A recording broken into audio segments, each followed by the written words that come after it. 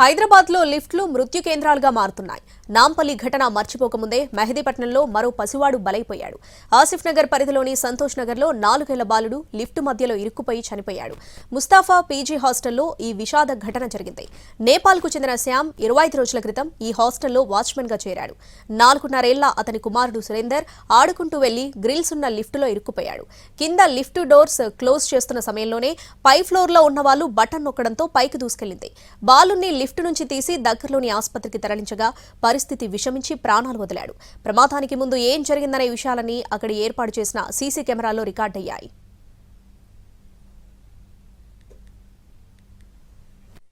మరింత సమాచారం మా ప్రతినిధి రాధాకృష్ణ అందిస్తారు.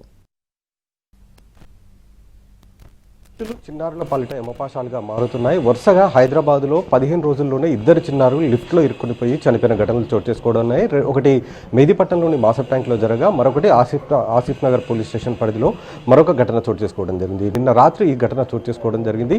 ప్రస్తుతం మనం నిలబడ్డ లిఫ్టే ఈ చిన్నారి మృతికి కారణం. 4 ఏళ్ల చిన్నారి సురేందర్, అతను నిన్న లిఫ్ట్లో ప్రాణాలు కోల్పోవడం జరిగింది. ప్రస్తుతం మనం ప్రమాదానికి కారణమైన లిఫ్ట్ని ఎదురుగా చూస్తున్నాం. అసలు ఎలా జరిగింది ఈ లిఫ్ట్? ఎందుకంటే మామూలుగా లిఫ్ట్ డోర్లు రన్నింగ్లో అయితే తెరుచుకునే అవకాశం ఉండదు. మరి ఏ విధంగా చిన్నారి తల లిఫ్ట్లో ఇరుక్కొని పోయింది, అతను ఏ విధంగా చనిపోయాడు ఒకసారి చూద్దాం. అంటే ఎట్లా అండి నిన్న ఎలా జరిగింది, ఏంటి మీరు చూసినప్పుడు ఎలా ఉంది సిచ్యువేషన్? జస్ట్గా నార్మల్గా ఆడి ఇక్కడ వచ్చిన తర్వాత ఈ లిఫ్ట్ కిందనే ఉంది.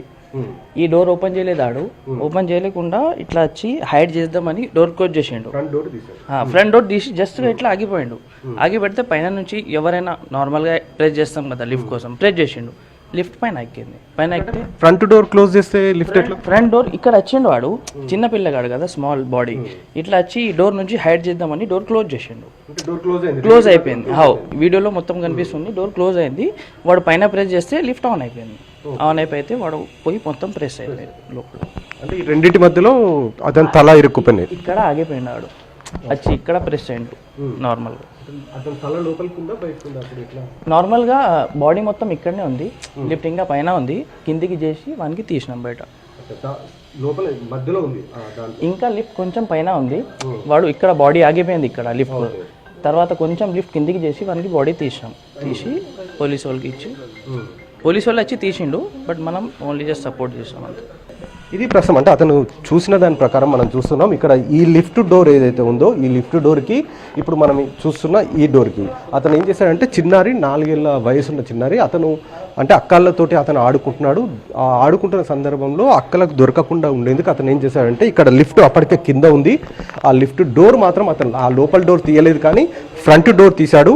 ఆ ఫ్రంట్ డోర్ తీసి ఆ డోర్కి ఫ్రంట్ డోర్కి మధ్యలో నిలబడి ఈ డోర్ అతను వేసేసుకున్నాడు. అదే సమయంలో పైన లిఫ్ట్ని ఎవరో ప్రెస్ చేయడంతో ఈ లిఫ్ట్ అలాగే పైకి వెళ్ళిపోయింది. అప్పటికి చిన్నారి ఈ లిఫ్ట్ దగ్గర ఉన్నాడు.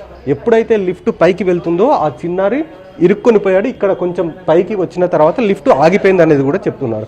ఆ టైంలో ఇరుక్కపోయిన తర్వాత లిఫ్ట్ని కొంతవరకు కిందికి తీసుకొని వచ్చిన తర్వాత చిన్నారి డెడ్ బాడీని తీసుకొని వచ్చారు. అంటే ఇక్కడ ఒకటి ఏంటంటే, ఒకవేళ చిన్నారి ఈ లోపలి డోర్ కనుక ఓపెన్ చేసి ఉండి లోపలికి వెళ్తే అతను సేఫ్గా ఉండేవాడు. లిఫ్ట్కి సంబంధించింది ఒకటి ఏంటంటే, ఆ మధ్యలో ఆ చిన్నారి నిలబడి ఉండడం ద్వారానే ఈ ప్రమాదం జరిగింది. అది కూడా ఎవరు గమనించకపోవడంతో ప్రమాదం జరిగినట్లుగానే మనకు తెలుస్తుంది.